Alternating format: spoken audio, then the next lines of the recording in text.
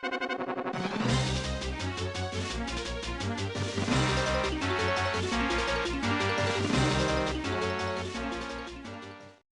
and Ferb, in my eyes, is one of Disney's best cartoons. In spite of its formula, it was still entertaining, with a really charming cast of characters, amazing comedy, great song numbers, and as it went on, a willingness to expand the world and play around with the expectations they'd set up.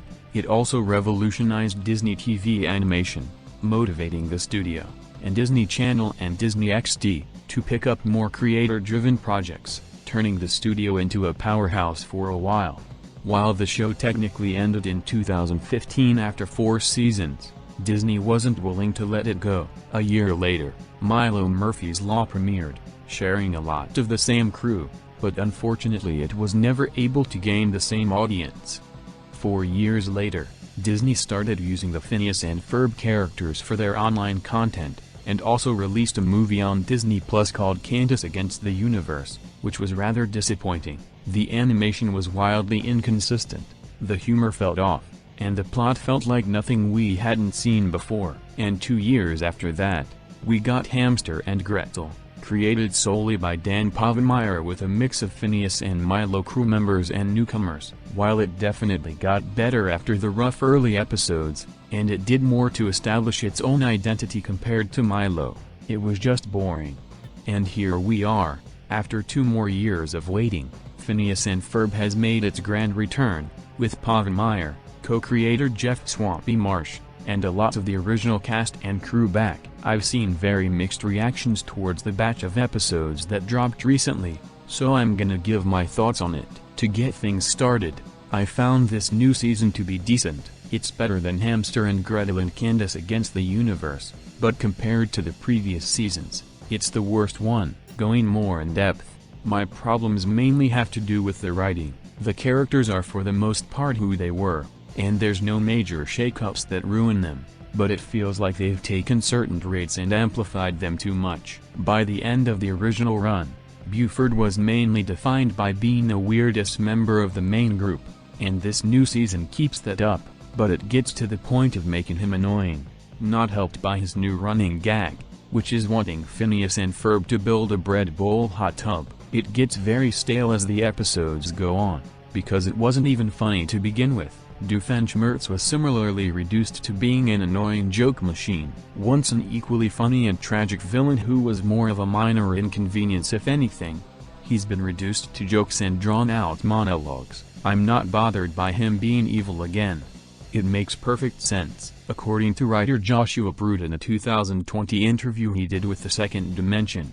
Doof's arc of turning good is reset every time it's brought up, because the audience is most familiar with Doof being a bad guy, so going back to what the audience is familiar with is a logical decision, especially with how the intention is for these new episodes to feel like more of the show you know and love. Even then, I'm still disappointed with the way he was simplified. As for everyone else, I don't have much to say, but Phineas and Ferb feel just as irrelevant as they were in Season 4.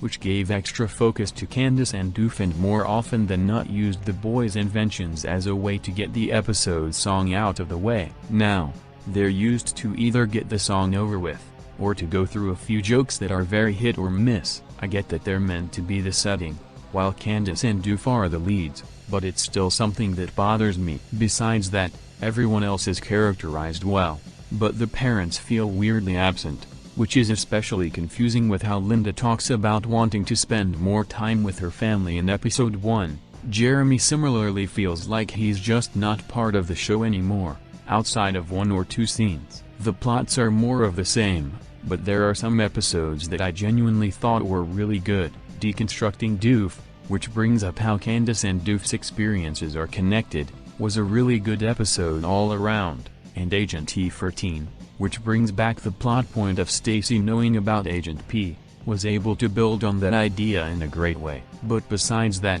none of the other episodes really stand out, besides Meep Me in St. Louis, which was downright awful and a horrible end to the Meep trilogy. The 2-part premiere was able to bring everything back to the status quo in a good way. But the first song was weak and had the worst animation in the whole season, but I'll get to that later.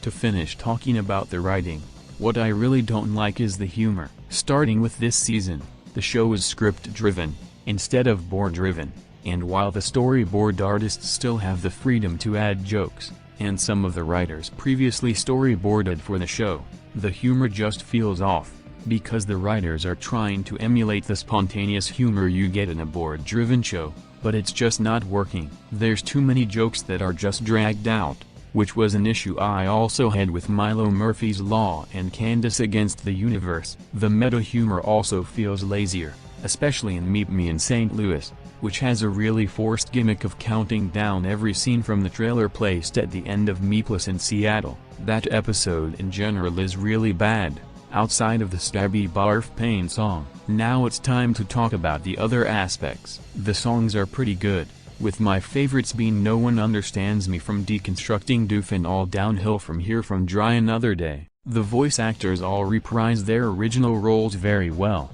including David Arrigo Jr., who took over as Ferb's VA starting with the Phineas and Milo crossover. As for the guest stars, Alan Cumming as the haberdasher is definitely the best one of the season so far, even if the episode he appears in is very boring.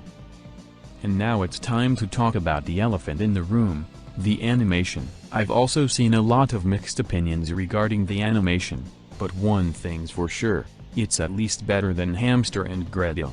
Don't Stare Into Her Eyes. Snipple Animation, a Philippine studio that handled the final act of Candace Against the Universe and was one of the two studios behind Hamster and Gretel, was tasked with animating the new episodes all on its own. To clear some things up, these episodes aren't being animated with rigs, as confirmed by an animator who's worked at the studio. They're hand-drawn, but rigs would occasionally be used and then during the cleanup stage, they'd go over them manually. Alright, now that I've made you all smarter, I'll add my 2 cents regarding the animation. To me, it's just alright. Some scenes look really close to the original run, but there's others that just feel automated, or the characters simply look off. This was also an issue in some parts of Snipple's section in Candace Against the Universe, but I imagine they had more resources to do retakes since it was a movie. Their work on these new episodes isn't bad, but I simply don't get why they were called back, besides apparently needing the least retakes. Snipple has done great work in the past, like Unikitty or DuckTales 2017, but it feels like they just don't really get Dan and Swampy's art style. The best comparison I can find for the animation in these new episodes is that it reminds me a lot of Star vs. the Forces of Evil's first season, but specifically after episode 5, when they switched studios and the animation went from good to really bad from episode to episode. But overall, the animation didn't bother me too much, but it feels like a step down from the original run. I don't have anything else to say about the technical aspects, but I will add that the lack of new scenes in the credits is disappointing. All we get is more of a song played in one of the segments, or an already unfunny joke being dragged out. I'd complain about the lack of a trailer for another Meep episode they have no plans to make, but seeing the quality of the one they did in this season, I think that's for the best. To wrap this review up, this new season is so far decent. While I was very negative throughout most of this review, I still enjoyed seeing these characters again, and I saw glimpses of the original run's best traits, even if they were surrounded by drawn-out jokes and lame running gags. I'm interested in seeing what the rest of the season has in store, but as of now, I still prefer the original run. Yes, that includes season 1. And that's the end of this review. If the editing in this video seemed different, it's because I wasn't sure if Disney was taking down videos due to copyright, so I sped up the footage. This new drawing of Pager was just something I put together for fun and decided to use. I also changed the TTS voice because I simply prefer how this one sounds. Thank you all for watching. Remember to do everything YouTubers tell you to do at the end of a video, and I'll see you all in the next